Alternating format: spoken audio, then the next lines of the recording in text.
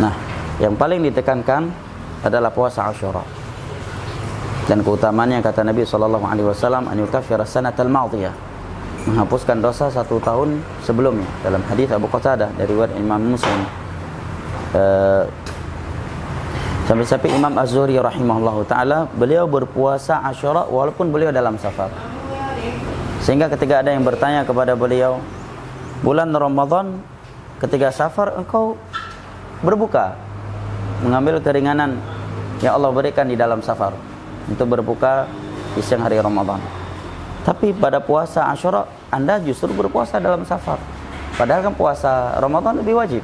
Maka beliau menjawab, kalau puasa Ramadan Allah menyatakan fa'iddatun min ayyamin ukhar, bisa diqadha di kemudian hari. Sedangkan puasa Asyura hanya 1 hari, hanya sekali dalam setahun, yang tidak bisa diqadha. Ini yang pertama. Nah, dan yang afdalnya bagi orang yang menjalankan Asyura adalah berpuasa 1 hari sebelum Asyura yang disebut dengan Tasu'a. Karena Nabi SAW ketika datang ke Madinah dan mengetahui orang-orang Yahudi Madinah juga melakukan puasa Asyura di bulan Muharram sebagai bentuk syukur mereka kepada Allah yang telah menyelamatkan Musa dan Bani Israel yang bersamanya dari kejaran Fir'aun dan bala tentaranya, maka Nabi SAW menyatakan, fa idza kana al-'amul muqbil la asumat tasi', jika saya punya panjang umur sampai tahun depan, maka saya akan berpuasa di hari ke-9 dan ke-10. Puasa di hari ke-9 untuk menyelisihi puasanya orang-orang Yahudi yang juga ikut berpuasa di puasa Asyura. Maka paling afdal adalah saat puasa Asyura bersama 9. Adapun puasa ke-11, ya, 10 dengan 11, ya, atau 9 dan 10 kemudian 11, secara hadis memang datang riwayatnya dalam Sunan Baihaqi, tapi penjelasan beberapa para ulama, hadis tersebut secara sanad dhaif.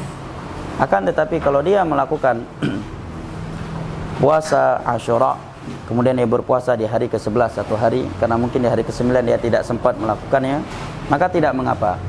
Kenapa tidak mengapa? Yang pertama, karena tanggal 11 salah satu dari tanggal Muharram yang secara umum kita dianjurkan perbanyak ketaatan di dalamnya. Kedua, telah terrealisasikan hikmah yang diinginkan oleh Nabi SAW, yaitu menyelisihi puasa orang Yahudi di mana mereka hanya berpuasa di hari ke-10 saja.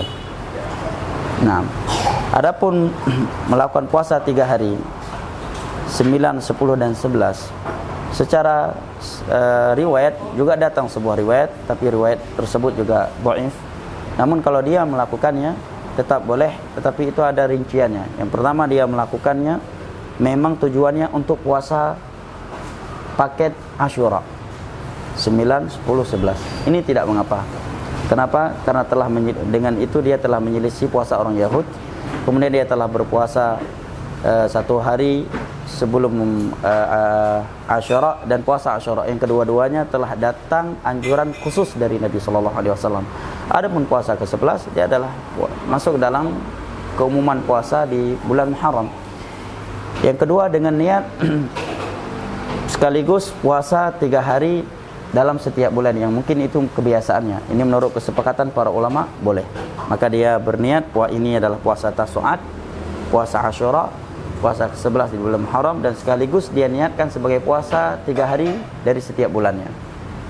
Nah, yang berikutnya dia berpuasa Asyura, kemudian juga memperbanyak puasa di selain hari Asyura, baik sebelum dan setelahnya, baik secara berurutan ataukah terpisah-pisah. Ini juga tidak mengapa. Demikian rincian terkait puasa di bulan Asyura. Wallahu a'lam bishawab.